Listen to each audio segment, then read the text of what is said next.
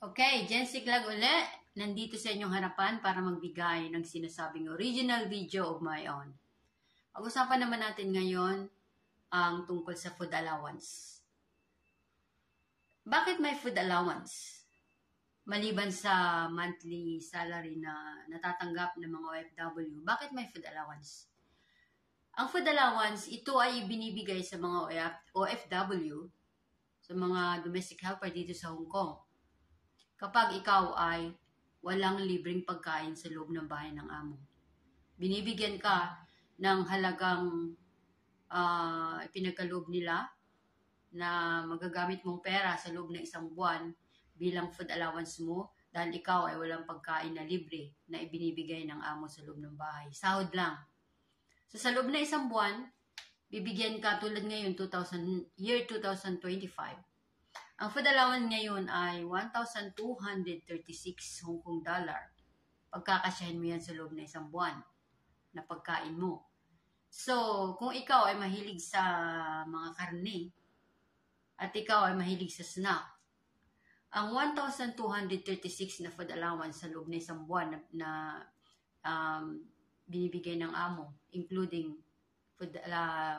salary, ang 1,236 na yan, kung ikaw ay palakain, kulang yan.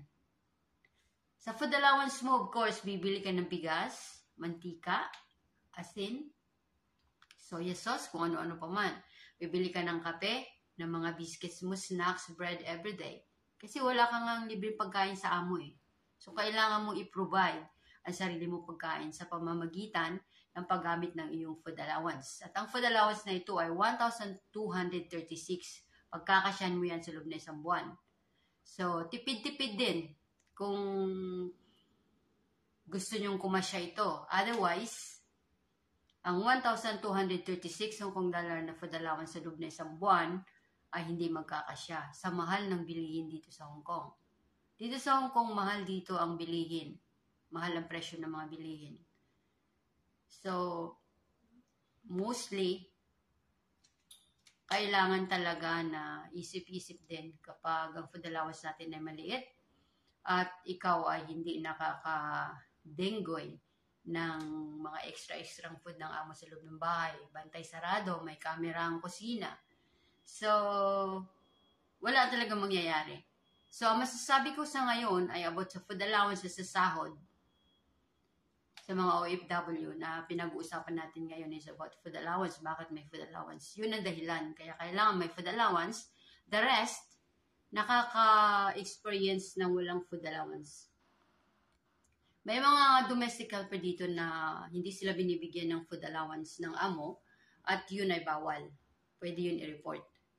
Pero sa may mga food allowance naman, nakakakuha rin at nakakalibre ng pagkain from time to time or sometimes sa loob ng bahay sa pamamagitan din ng amo. Kung ang amo ay kind, ayaw ko na nitong pagkain na to. Kung gusto mo, sa'yo na, kainin mo. Kung ayaw mo, itapon mo. Something like that. May nag-o-offer na amo na ganyan. Meron namang iba na nagluluto ng pagkain ng amo. Siyempre, nandyan na rin yung tikim-tikim. Kaya mabusog na siya. So, makakalibre na siya ng isang kainan sa gabi. So, ganoon ang sistema ng food allowance. Kailangan lahat ng mga domestic helper na hindi libre ng pagkain, kailangan meron silang cash amount na ibibigay ng amo na ito nga, yung 1,236 na nakalagay sa kontrata, kasama ng sahod ay kailangan meron yan.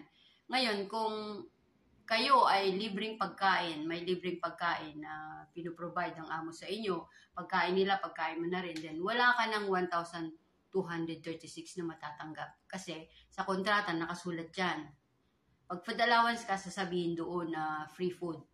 So, hindi sila force ang amo na magbigay ng 1,236 na extra money sa'yo sa loob ng isang buwan dahil bibigyan ka nila ng pagkain, which is kung ano yung pagkain nila, yun na rin ang pagkain mo. So, the better, ang masasabi ko lang the better is magkaroon na lang kayo ng cash na food allowance done eating their own food. Kasi, kung matipid sila, vegetarian sila, ikaw gusto mo ng meat, kung ano yung pagkain nila, yun ang pagtiisan mo. Wala kang sariling pera na pambili na kung anong gusto mo. tiis ka lang kung ano meron dyan. Kung kunti lang silang bumili ng grocery, walang laman yung ref, magutom ka. Magutom ka.